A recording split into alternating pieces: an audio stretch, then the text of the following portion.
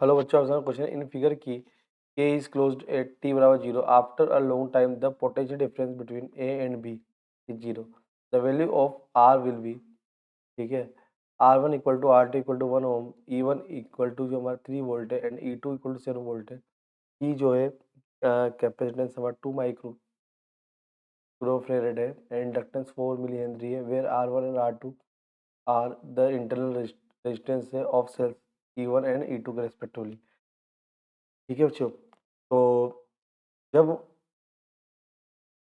ई को जब हम क्लोज करते हैं टी बराबर जीरो पर, ठीक है, तो आफ्टर लॉन्ग टाइम, ठीक है, potential difference A and B is zero, ठीक है, हो जाता है। तो द जब जीरो हो जाता है value of R will be, तो आर की वैल्यू क्या रहेगी, ठीक है, तो हमें आर की वैल्यू फाइंड करनी है उस समय।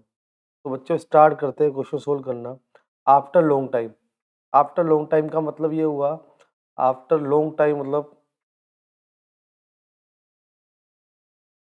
जब टी बराबर जीरो पर क्लोज कर दिया हमने इसको, ठीक है, क्या कर दिया, क्लोज कर दिया, ठीक है ना। तो आफ्टर लॉन्ग टाइम टी बराबर इन्फिनिटी की बात करते हैं, ठीक है, उस समय आर क्या होगा, ठीक है।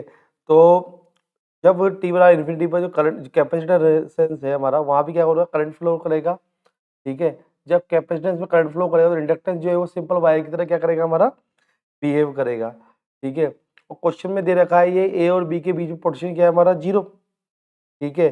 तो हम लिख सकते हैं v इक्वल टू, इक्वेशन बनाते हैं v इक्वल टू यहाँ प्लस ये माइनस, ठीक है। तो v equal to E one minus I R one, ठीक है। यहाँ से हम आई की वैल्यू फाइंड कर सकते हैं क्योंकि v तो हमारा क्या दे दिया, हमें जीरो दे रखा है ए और बी के बीच में, ठीक है, ए एंड बी के बीच की बात चल रही है। तो E one minus I R one, sorry I R one, small R है ना यहाँ इंटर रेजिस्टेंस है, zero equal to E one minus I R one. तो आई इक्वल टू क्या आ जाएगा हमारा, ई1 अपॉन आर वन। तो हम बात करें ई1 कितना है हमारा 3, आर1 कितना है हमारा 1, ठीक है। तो कितना आ गया 3 एम्पियर, यानी कि इस सर्किट में कितना करंट फ्लो होगा बच्चों, 3 एम्पियर करंट फ्लो हो रहा है, ठीक है। तो हमें आर की वैल्यू फाइंड करनी है, तो हम ऐसा भी कर सकते हैं कि आई इक्वल टू, जैसा कि हम लोग जानते हैं I equal to V by R होता है हमारा, ठीक है। तो ईएमएफ देख लेते हैं। तो ईएमएफ जो है, जो हम देखेंगे ये 3 है और ये 7 है, ठीक है। दोनों की डायरेक्शन क्या है हमारी, सेम है, बिल्कुल दोनों डायरेक्शन क्या है हमारी, सेम है, ठीक है।